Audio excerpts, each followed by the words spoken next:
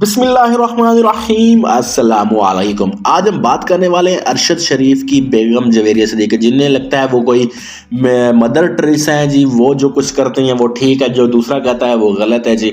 अरशद शरीफ साहब की जब डेथ हुई कीनिया के अंदर, तब से लेकर आज तक इन्होंने ट्विटर के साथ चिपकी हुई हैं। ट्विटर ट्विटर ट्विटर इनको कोई और, ट्विटर पर दूसरों की माँ बहन को गाली निकालती हैं।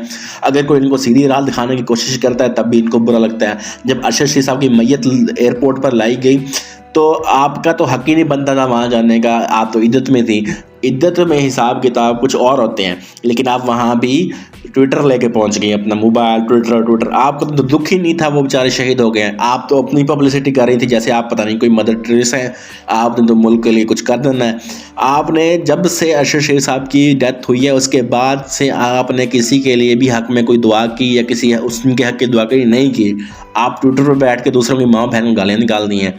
अब वो आपको लोग आपको सीधी राह दिखाते हैं, वो बीबी तेरी इद्दत पूरी कर ला, तू पहले इद्दत पूरी कर, तू ये टर्म्स और कंडीशन फॉलो कर ना।